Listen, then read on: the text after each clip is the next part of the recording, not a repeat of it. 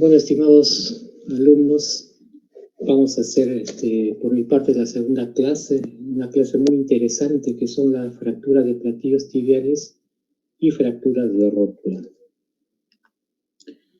Cuando hablamos de fractura de platillos tibiales, llamados también mesetas tibiales, vamos a ver que son fracturas que su característica es que afectan el cóndilo de la tibia y se proyectan hacia la caría articular, que son los platillos tibiales, llamados también mesetas tibiales.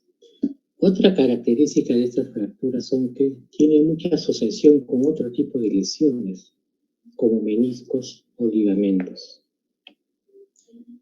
Cuando vemos la anatomía, vamos a ver que la parte proximal de la tibia, los cóndilos, cóndilo lateral y cóndilo medial, en su cara superior se va a formar dos estructuras a manera de platos, por eso se llaman platillos tibiales.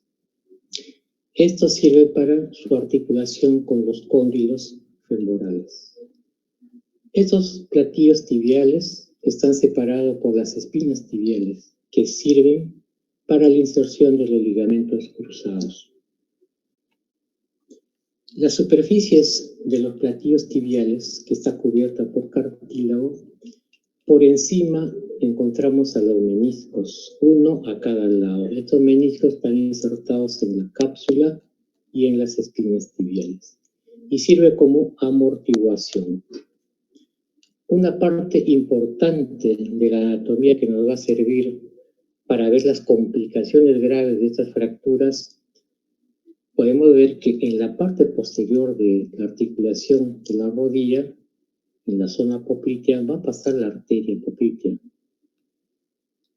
En la parte lateral, rodeando la cabeza del peroné, va a pasar el nervio ciático popliteo externo. Entonces, muchas de estas fracturas son de alta energía. Entonces, muchas veces traen como complicación lesiones de la arteria poplitea, lesiones del nervio ciático popliteo externo, que hacen que estas fracturas tengan mucha complicación y muchos problemas para los pacientes.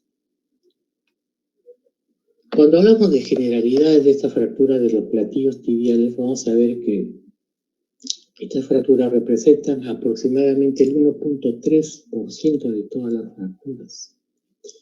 Se ha visto que los hombres son afectados con mayor frecuencia que las mujeres. Y vemos dos grupos claramente diferenciados: pacientes jóvenes y pacientes ancianos. Pacientes jóvenes o de mediana edad son personas que continuamente tienen actividad física, actividad diaria, salen a trabajar. Y pacientes ancianos que generalmente llevan una vida en la casa, salen de vez en cuando. Pacientes jóvenes con un hueso sin osteoporosis y pacientes ancianos con huesos osteoporóticos. Entonces, los pacientes jóvenes o de mediana edad, sus fracturas son provocadas por traumatismos de moderada o alta energía. ¿Cuáles son estos? Accidentes de tránsito, caída de altura. Los pacientes ancianos, en cambio, por el tipo de actividad que hacen, reciben traumatismos, pero son de baja energía. Por ejemplo, caída en su casa. Estos son los dos tipos de personas claramente diferenciadas que vamos a ver. Cuando vemos qué platillo está afectado, vemos que el platillo lateral es el mayormente afectado. El 55 a 70% de las fracturas de platillo tibial se ven en el platillo lateral. Un 10 a 23% vemos en el platillo medial o interno, y el 10 al 30% afectan los dos platillos. Entonces nos hacemos la pregunta, ¿por qué se afecta más el platillo lateral? Y tres hechos fundamentales nos pueden explicar esto. Uno, la articulación de la rodilla fisiológicamente está en valgo, como todos sabemos. Si trazamos una recta, una línea en el fémur y otra línea en la tibia, vemos que esto no guarda una alineación. Hay 8 grados, se le llama 8 grados de valgo. Entonces, ¿qué es lo que pasa? si un paciente se cae, es más fácil que este valgo aumente. Es más, dicho de otra manera, es más fácil que la pierna se abra, de tal manera que el cóndilo femoral lateral va a traccionar sobre el platillo lateral y lo va a fracturar. Otro hecho fundamental es que el cóndilo lateral del fémur es mucho más robusto, más sólido que el cóndilo medial. Y esto que condiciona que en traumatismos, sobre todo axiales y valvos, va a lesionar mayormente el cóndilo lateral. El tercer hecho es el trabeculado óseo del platillo lateral, que se ha visto en cadáveres que es mucho más débil que el cóndilo medial. Esto hace que el cóndilo lateral sea más frecuentemente afectado. Estos tres hechos explican por qué el platillo lateral es mucho más afectado que el medial. Cuando vemos el mecanismo de la fractura, podemos ver que estas fracturas de la meseta tibial son causadas por estos mecanismos. Una compresión axial, que significa compresiones o traumatismos que van de arriba hacia abajo. Y a eso le sumamos un valgo o un varo. ¿Qué pasa? Si tenemos un traumatismo en la cara lateral de la rodilla, entonces el valgo va a aumentar. Dicho de otra manera, la pierna va a tender a irse hacia afuera. Entonces esta fuerza violenta va a hacer que el cóndilo lateral comprima fuertemente, atraccione fuertemente el platillo lateral y lo va a fracturar. Asimismo vemos que en pacientes que tienen un traumatismo que provoca un varo intenso, un varo severo, va a ser por el contrario que el cóndilo medial del fémur, el cóndilo interno, va a traccionar, va a aplastar el platillo medial y lo va a fracturar. Estos son los mecanismos que se ven en la fractura de los platillos tibiales. Como ejemplos, lo más común, el traumatismo en la cara lateral con el parachoques del vehículo. Esta fuerza lateral va a provocar una abducción forzada de la pierna.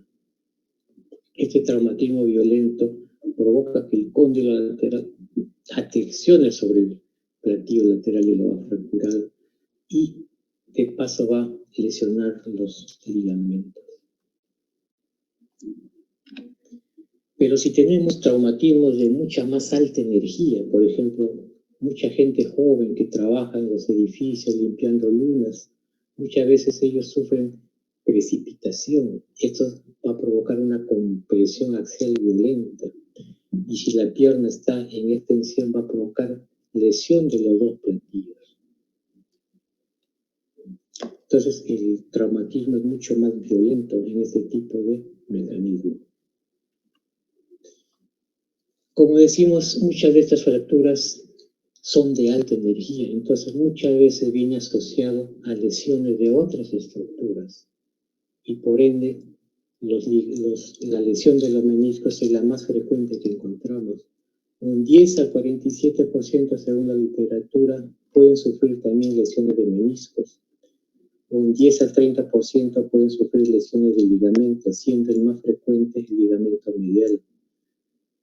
Y mucho más importantes son las lesiones de los troncos vasculonerviosos, en fracturas, como le digo, de alta energía.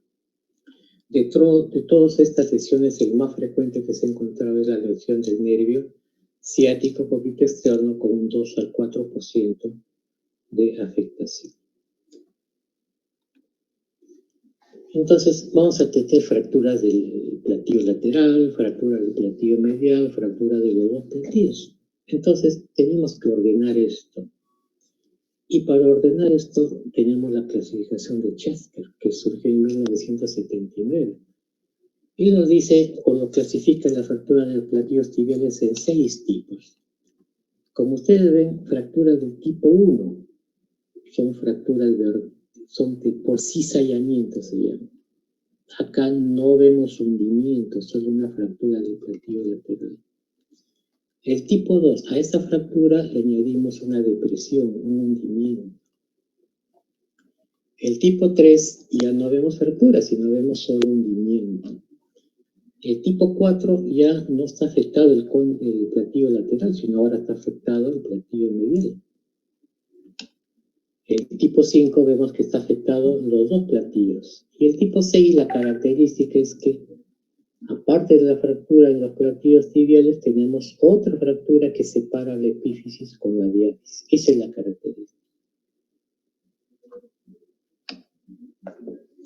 Entonces, por ejemplo, el tipo 1 de fractura, se le llama fractura porque deja una cuña, fractura en cuña. Vemos que estas son fracturas que se den en pacientes jóvenes porque tienen el hueso fuerte todavía. El hueso fuerte, el hueso no osteoporótico va a provocar fracturas en cuña. El hueso osteoporótico, por ser más débil, ahí sí vamos a encontrar hundimientos. Y otros huesos, como vemos acá, son resistentes a la depresión. Y a menudo por accidentes deportivos o por lesiones en el parachoques. El tipo 2 de fractura, tenemos ya una cuña, como le dijimos, y se acompaña de una depresión. Entonces vemos que el hueso ya no es tan fuerte, sino ya comenzamos a ver que este hueso ya está sufriendo cierto grado de osteoporosis. Por eso encontramos estas fracturas en pacientes generalmente por encima de la cuarta década de la vida, donde existe ya un hueso subcondral débil. Va a haber separación y va a haber hundimiento. El tipo 3 de fractura, ya vemos que es un hundimiento puro. Entonces se supone que este es un hueso ya osteoporótico. Entonces, ¿en quiénes vemos? En pacientes ancianos con presencia de osteoporosis. Entonces hemos visto 3 tipos, 1, 2 y 3. Antes de pasar al 4, 5 y 6, quiero mostrarles esto. En la fractura de alta energía causada por un mecanismo de compresión axial y varo, significa que hay una fuerza de dirección vertical y la pierna, la articulación de la rodilla se va a ir al varo, de tal manera que va a provocar una lesión del platillo medial. Y se ha visto muchas veces que estos fragmentos se van hacia atrás. ¿Y qué pasa si se van hacia atrás? Que atrás tenemos la arteria poplitea. Entonces muchas veces estas lesiones de alta energía va a provocar una contusión o una ruptura de la arteria poplitea. Y eso va a provocar una complicación muy grave. Entonces, dicho esto, pasamos al tipo 4 de fractura. Fractura del platillo medial. Hemos dicho que el platillo medial es mucho más resistente. Entonces, para que se fracture, tiene que ser traumatismo de mucha más alta energía.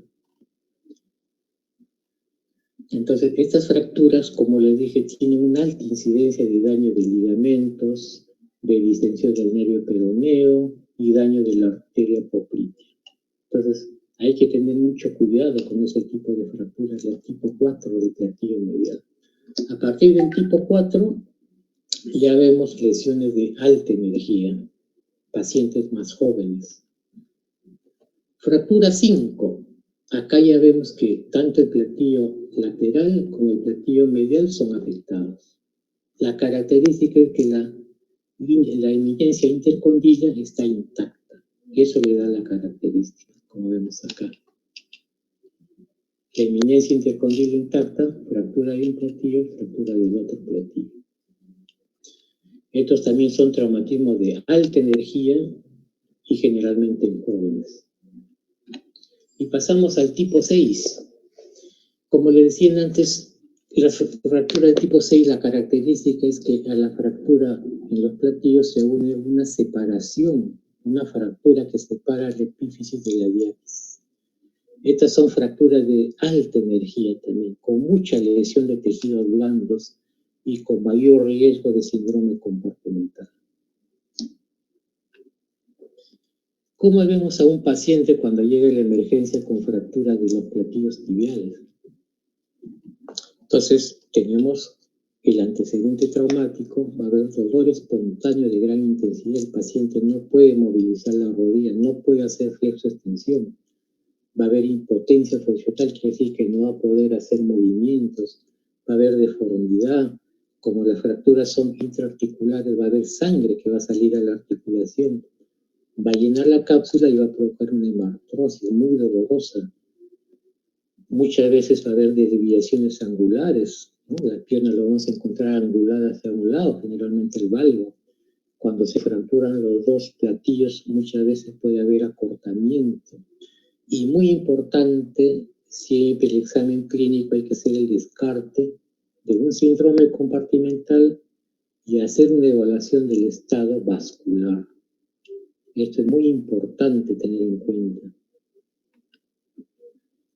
Luego que tenemos el examen clínico, para llegar a un diagnóstico tenemos que solicitarnos nuestros exámenes de ayuda diagnóstica. Lo más simple, nuestra radiografía simple en 2 planos, antero, posterior y lateral.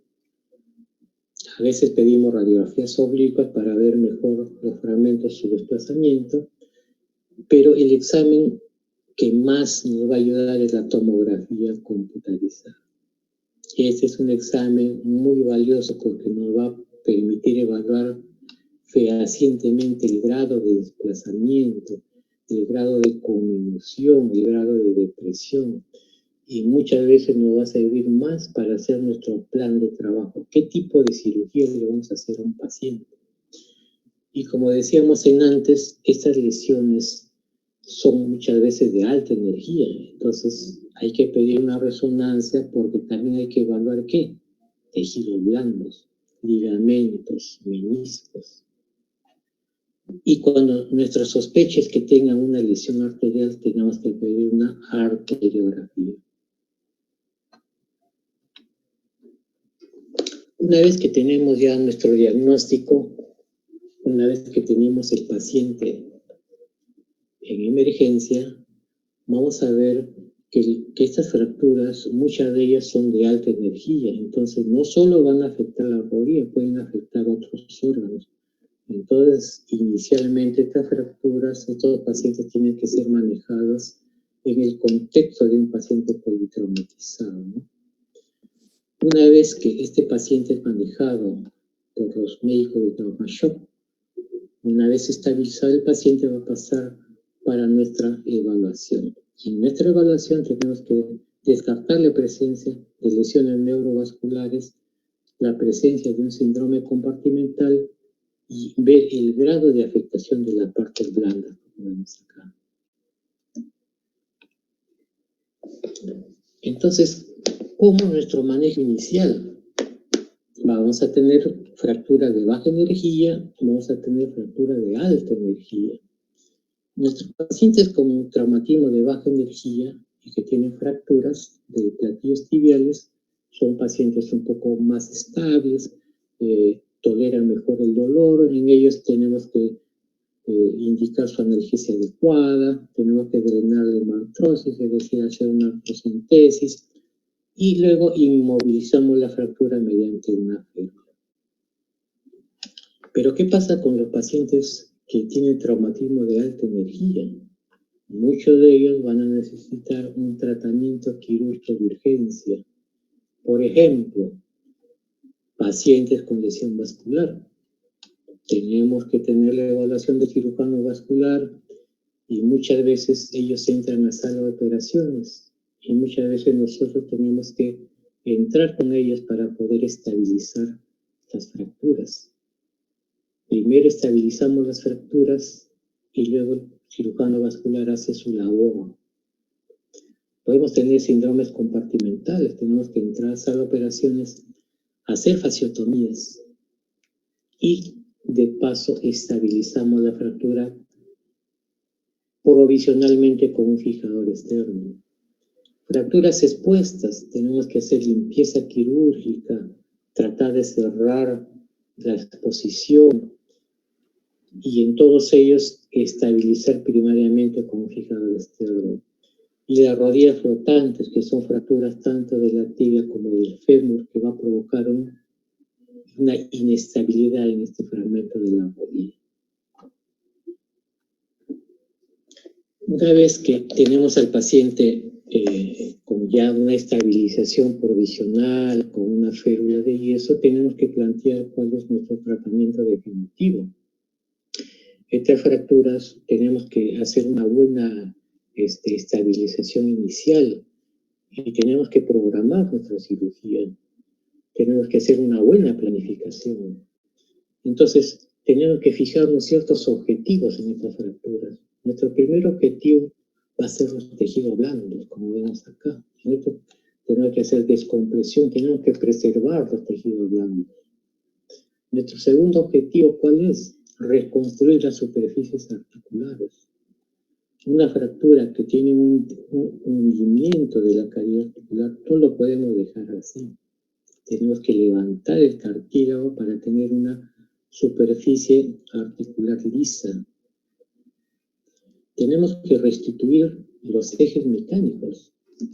No podemos dejar que estos pacientes como complicación tengan una rodilla en varo o una rodilla en valo. Tenemos que restituir estos ejes. Y por último, que este paciente movilice precozmente la rodilla. De nada nos vale hacer el mejor tratamiento si este paciente no va a poder movilizar su rodilla. Pues es importante la movilización precoz. Y entonces la pregunta que nos hacemos es, ¿para qué nos sirve esa clasificación de Chapker? Es una clasificación que ha surgido por gusto, ¿en qué nos va a ayudar? Y esta clasificación, pues primero, que nos divide la fractura de baja energía en alta energía, nos da un pronóstico, va a ser diferente el pronóstico de esta fractura del tipo 1 que una de fractura del tipo 6. Y tercero, muy importante, que nos brindan los patrones de fractura y nos brinda el tratamiento que podemos hacer de acuerdo al tipo de fractura que tenemos. Por ejemplo, el tipo 1, que es una fractura en cuña, nuestro tratamiento puede ser simplemente colocar tornillos, restaurando la superficie articular. El tipo 2, que ya viene con un hundimiento, tenemos que levantar el hundimiento, ver que la carilla esté lisa, ponemos injerto, porque al levantar esto nos va a dejar un defecto acá, ponemos injerto acá y ponemos nuestra placa de sostén. El tipo 3, que es un hundimiento puro, tenemos que levantar igualmente y tenemos que colocar injerto y una placa de sostén. El tipo 4, fractura de platillo medial, placa y tornillos. El tipo 5, de los dos platillos, doble placa para cada lado. Y el tipo 6, reducir esta fractura y colocar una placa más larga, porque esta fractura provoca una división entre la epífisis y la diáfisis.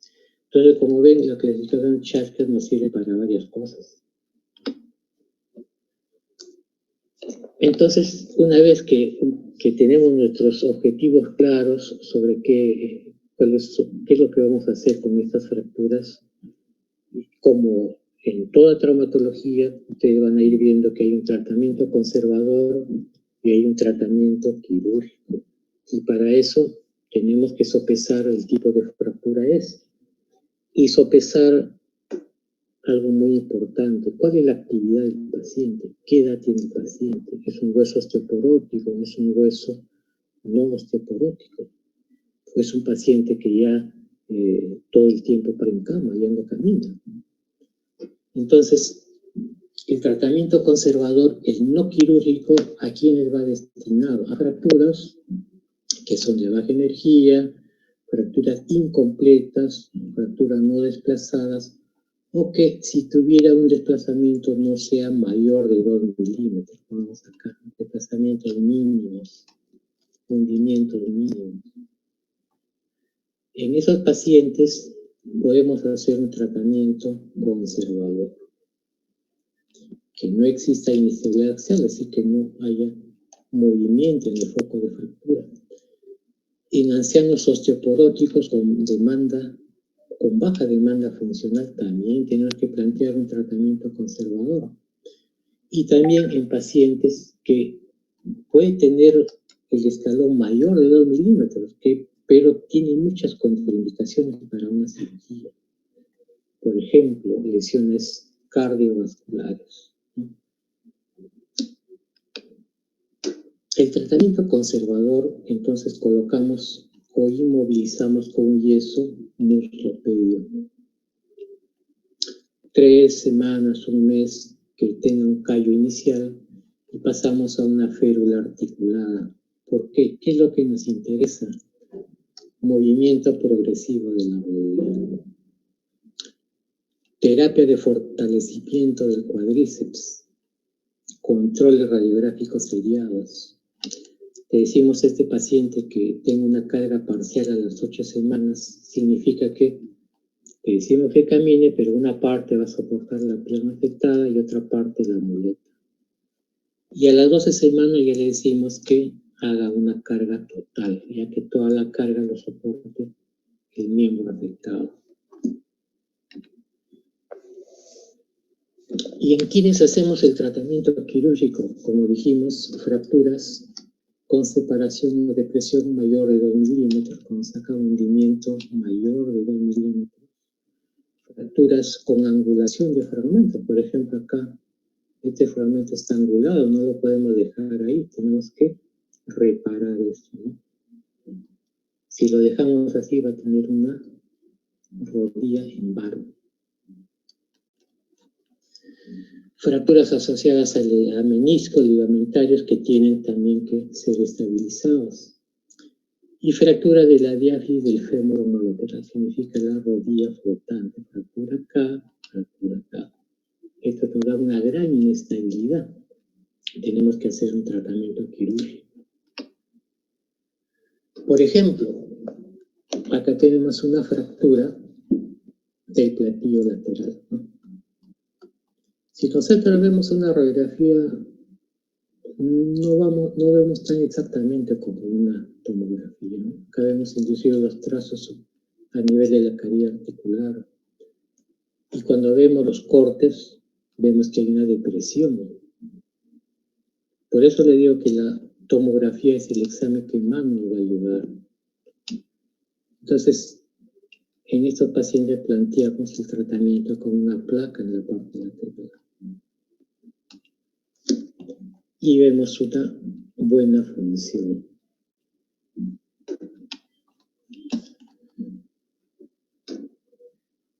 Esta es una fractura también en la caries articular lateral con depresión. Vemos inclusive en la tomografía que hay una cierta separación. Y cuando vemos un corte, vemos una gran depresión. Muchas cosas que vemos en la tomografía no las vemos en la radiografía. Entonces planteamos el tratamiento quirúrgico con placas, levantar la caries articular, poner injerto, ¿no? Y vemos su buena función después del tiempo. Acá vemos cómo las caries articulares como que se han restituido.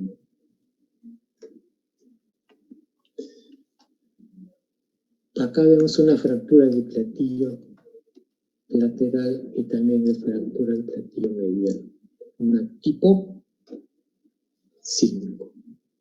Entonces, en esta fractura de tipo 5 tenemos que colocar doble placa, ¿no? A ambos lados. Como acá la incisión se hace a este nivel para llegar al platillo lateral y al platillo medial. Cóndilos femorales del platillo y una placa a un lado y la placa a otro, ¿no? Vemos que hay una buena restitución de las platillos tibiales y una buena función. Acá ves una fractura por hundimiento, una fractura tipo 3 de Chester, ¿no? Colocamos nuestra placa, pero previamente, ¿qué tenemos que hacer? Levantar este platillo que está hundido. Levantamos y colocamos injerto y su placa. Acá tenemos una fractura en los dos platillos, una tipo 5. Hacemos el abordaje, acá vemos el tendón, la patela. Tenemos que colocar placa a ambos lados, como vemos acá, y tenemos que ver que las carillas articulares se hayan reconstituido. Si vemos bien esta fractura, en otros países como hacen imágenes y reconstitución en 3D y antes de la operación hacen una buena planificación, con masillas hacen una simulación de cómo es la fractura y eso les ayuda a plantear el tratamiento que van a hacer con ellas. Porque si nosotros vemos bien acá, están lesionados los dos platillos, pero ¿qué pasa? Que hay una fractura que corta y separa la epífisis, entonces ya sería una tipo 6. Y este paciente se ha tratado con un fijador externo y con tornillos. Vemos que hay una buena función. Si nosotros vemos acá, ya aseguramos que es una fractura tipo 6. Inicialmente, como les digo, estas fracturas son de alta energía, entonces inicialmente se coloca un fijador para que mantenga la distracción y posteriormente ya pasamos a el tratamiento con osteosíntesis con placas. Otra fractura, como vemos acá, es una fractura que aparentemente ha lesionado todas las epífisis y ha separado de la diagonal tipo 6, tratado con doble placa. Acá vemos un hundimiento puro, tipo 3. Inclusive puede ser una tipo 2, porque vemos acá un fragmento, una pequeña fractura. Y tratado con levantar la cavidad articular, poner injerto y una placa de sostén y encima tornillos. A los 15 meses, buena evolución, buena consolidación y las carillas articulares se reconstituyen. Pero ¿qué complicaciones nos puede traer estas fracturas? Estas fracturas, como afectan la articulación, puede traernos un dolor residual. Gente que ha sido fracturado, pasan los años y siguen con dolor en la rodilla. Como hay lesión de partes blandas, puede provocarnos una infección. Puede provocarnos al final que la rodilla esté en valgo. Puede haber lesiones de la arteria poplitea. Inclusive pueden llegar pacientes a una amputación. Otra complicación es el síndrome compartimental. Por eso, como le digo, estas lesiones tienen que entrar de urgencia en el manejo inicial de estas fracturas. Lesiones meniscales, que se tiene que hacer artroscopías, lesiones del nervio ciático con diferentes grados de lesión. Pacientes no pueden hacer flexión dorsal del pie, lesión del nervio ciático. Importante nuestra evaluación clínica. Y la gran mayoría, un buen porcentaje, como estas fracturas afectan la cavidad articular, va a provocar una rigidez, va a provocar una artrosis. Una artrosis que un paciente normal puede llegar a los 60, 70 años, estos pacientes a los 40, 50 años ya pueden tener una artrosis. Por eso esas fracturas hay que hacer una buena planificación y una buena organización de nuestro plan de trabajo.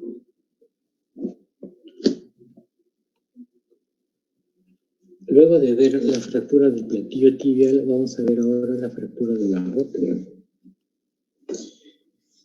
Si vemos la anatomía, se considera la rótula como el hueso sesamoideo más grande y está dentro del tendón rotuliano. Si vemos la cara posterior, vemos que 3/4 partes están cubiertas por una gruesa capa de cartílago. Funcionalmente es importante la rótula, ¿por qué? Porque la rótula integra lo que es el mecanismo extensor, conjuntamente con los retináculos. Entonces, ¿qué pasa? Si tengo una fractura que me lesiona el retináculo, me lesiona el tendón, fractura la rótula en 2 partes, entonces no voy a poder hacer una buena extensión. Y una parte importante de la anatomía es ver esto. Como vemos acá, la rótula se osifica entre los 4 y 7 años de edad. Pero normalmente la rótula tiene un único centro de osificación, pero un 23% de la población posee hasta 3 centros de osificación. Y un 2% de estos casos no osifican, no se fusionan. Y esto resulta que de rótulas bipartitas, rótulas tripartitas. Entonces, vemos una rótula bipartita. Vemos una rótula tripartita. ¿Por qué es importante esto? Porque muchas veces se confunde con una fractura de rótula. Entonces, siempre hay que tener en cuenta esto. La fractura de rótula representan aproximadamente el 1% de todas las lesiones esqueléticas. Es más frecuente dentro de los 20 y 50 años de edad. Y se ha visto en estudios que los hombres frecuentemente es el doble los hombres presentan el doble de lesiones que las mujeres. Cuando vemos el tipo de fractura, vemos que las fracturas transversas son las más frecuentes, son 50-80%. Fracturas comminutas, 30 a 35%. Y fracturas verticales, ¿no? El trazo ya es así, 12 a 17%.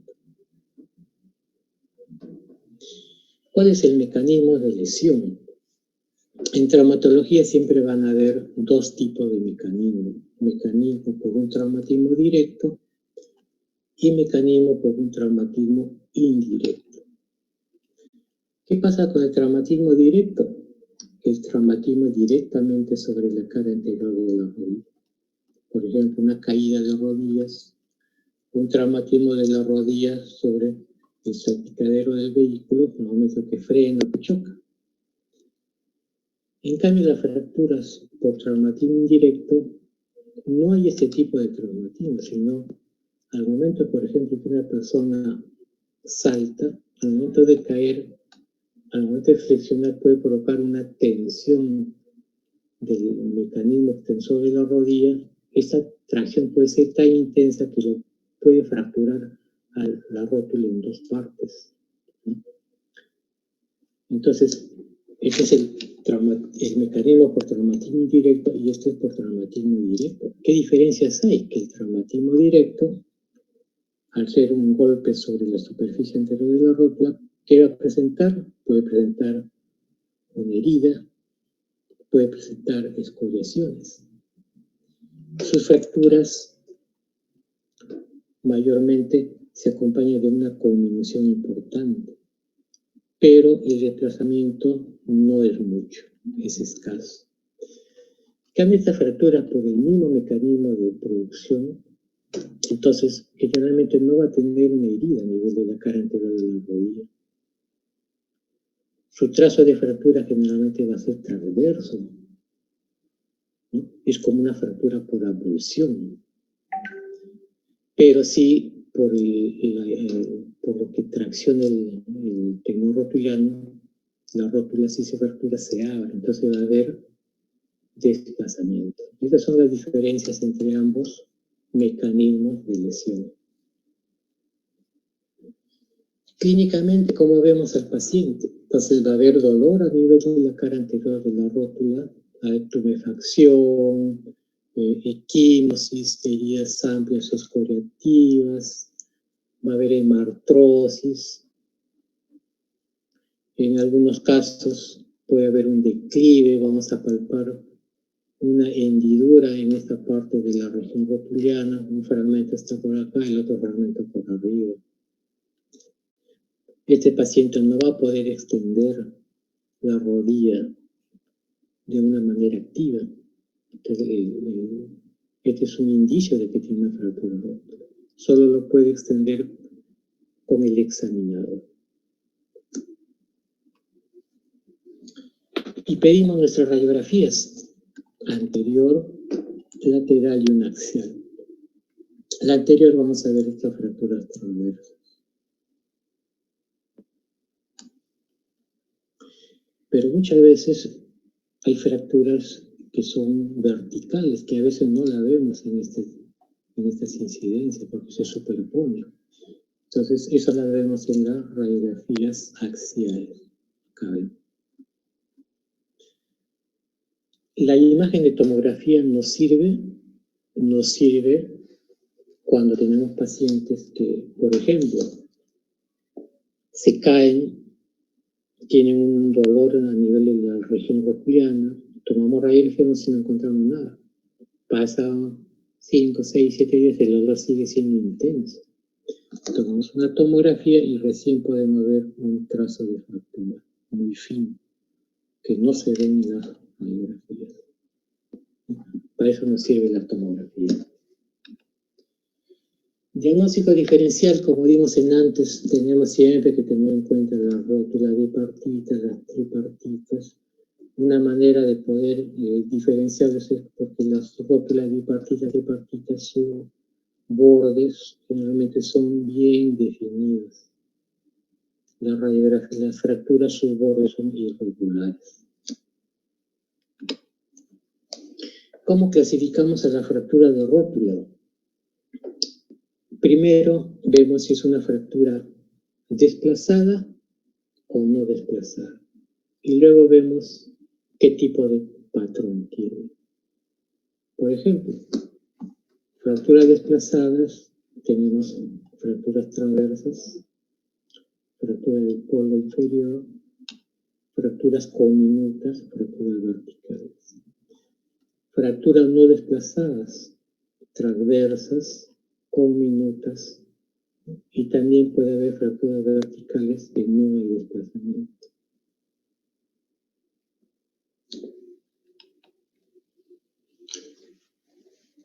Luego que sabemos, diagnosticamos una fractura de rótula, tenemos que plantearnos nuestros objetivos. ¿Qué queremos hacer con esta fractura? ¿Qué queremos hacer con cada paciente? Cada paciente es diferente.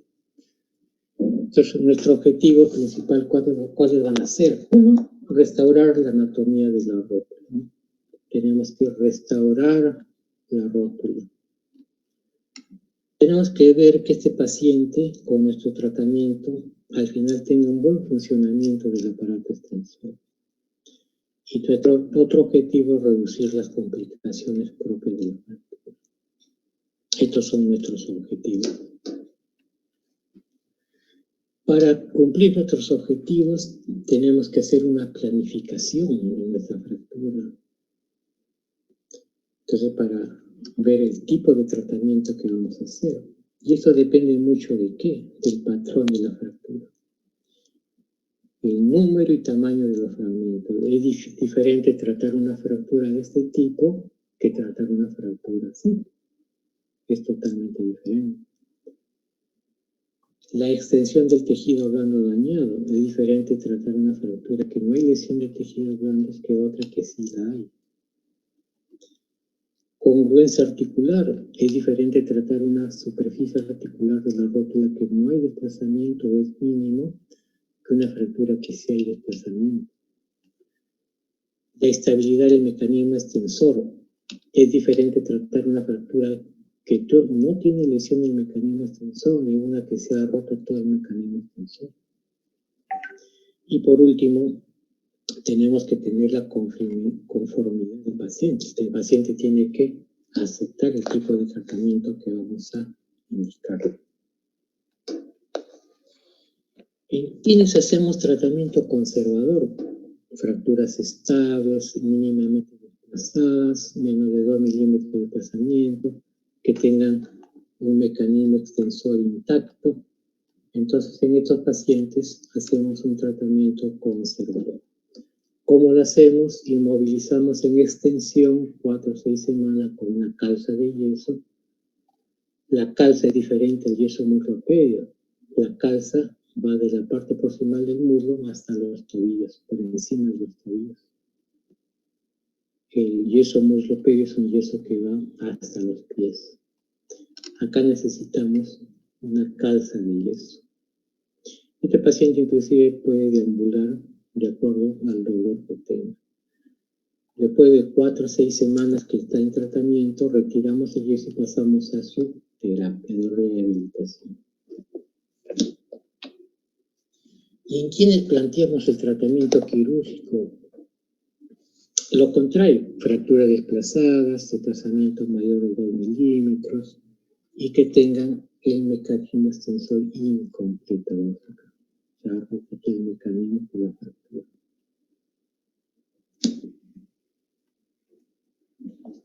De todos los tratamientos, el tratamiento que desde mucho antes es más aceptado es el cerclaje de alambre como vana de tensión. Como vemos, estas fracturas, cuando son transversas, que son las más comunes, el tendón rotulano, el tendón cuadricipital tiende a llevarse la herramienta hacia arriba, una gran tensión. Entonces tenemos que vencer esta tensión. Entonces, ¿cómo lo hacemos? Nuestra incisión, limpiamos todos los coágulos que hay, acá está nuestra parte proximal, nuestra parte distal. Una vez que hemos limpiado, está limpio, reducimos, colocamos en su sitio. Tenemos que ver que el borde posterior que contacta con el cóndilo femoral esté bien, no haya escalones. Entonces mantenemos esta reducción y comenzamos a pasar los clavos de Kirchner, clavos delgados. Una vez que hemos pasado los clavos, como vemos acá, vamos a pasar las alas de alambre por detrás de los clavos. La vamos a unir en la parte lateral y vamos a comenzar a torcer este alambre. Al momento que vamos aumentando la torsión del alambre, la fractura se va comprimiendo, como vemos acá. Entonces este es el método más usado en la fractura de rótula. Cerclaje de alambre con bandas de tensión.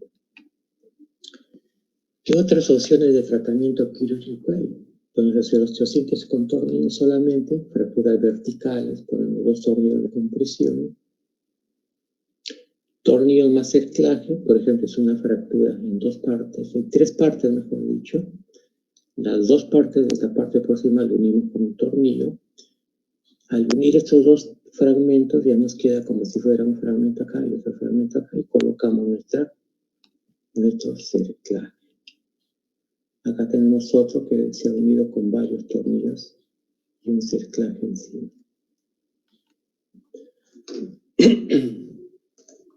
Por ejemplo, acá tenemos una fractura expuesta.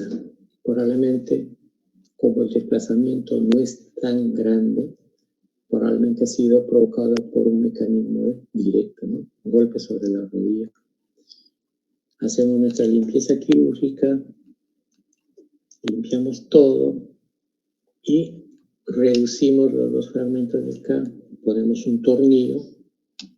Una vez que ponemos el tornillo ya ponemos nuestra cerclaje.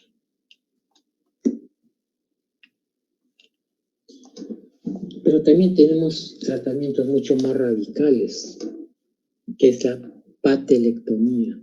Va a haber una patelectomía, significa exéresis de la patela, exéresis de la rótula. Entonces, ¿qué es lo que pasa? Fracturas grandemente diminutas, con múltiples fragmentos, a veces no se puede reconstituir con los métodos que les he mostrado. Entonces, a una manera de salvataje se tiene que eliminar los fragmentos que como vemos no se puede restituir. Entonces va a haber una patelectomía parcial y una patelectomía total. Pero como vemos acá, tratamiento indicado en pacientes con fracturas severamente comminutas, imposibles de reparar y que afectan gran parte de la rótula. Cuando los métodos de fijación son imposibles de realizar, como le decía. Importante que se debe conservar la mayor longitud de la rótula como sea posible. La patelectomía parcial la hacemos, pero tenemos que tener al menos 1/3 de la rótula. Si tenemos 1/3 más, podemos hacer una patelectomía parcial. En casos que las fracturas sean grandemente comminutas, Entonces a veces no se puede rescatar nada, pues ahí está indicada la patelectomía total. Esa patelectomía total entonces significa suturar los dos tendones, el tendón cuadricipital y el tendón rotuliano. Acá vemos un paciente sin patela, vemos con parte de patela. Por ejemplo, paciente que tenemos un polo proximal bueno, pero acá tiene múltiples fragmentos. A veces no se puede reconstituir. ¿Qué pasa? Eliminamos los fragmentos, como vemos acá, hacemos una incisión, abrimos, eliminamos los fragmentos y suturamos el tendón rotuliano al hueso. Así queda. Patelectomía parcial. Fractura grandemente conminuta, múltiples fragmentos, no se puede reconstruir, difícil hacer un tratamiento convencional.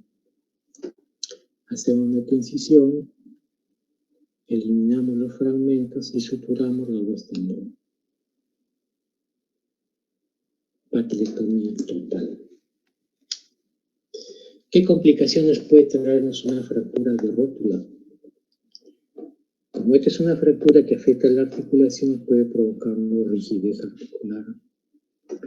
Hay pacientes que se operan y se pierde la reducción, se pierde la lazada del alambre, los clavos se desnivelan. Y esto que trae como consecuencia en el futuro una pseudoartrosis, no hay callo, un fragmento por acá, otro fragmento por acá, sin callo. El paciente tiene mucho dolor. Infecciones, artrosis postraumáticas. Acá vemos otro caso, ¿no? La patela, la rótula ha consolidado, pero viciosamente, ¿no? Dicho de otra manera, no está en su sitio de origen. Este es el momento que el paciente camina de deambula, va a provocar una gran lesión del cóndilo del fémur. Y las artrosis, ¿no? Por las lesiones de la patela, ¿no? Que hay una patela que no ha consolidado también, que ha provocado una artrosis de la rodilla. Muy bien, estimados alumnos, esta es la clase sobre fractura de platillos tibiales y rótula. Si tengan a bien alguna pregunta, estoy para responderlas.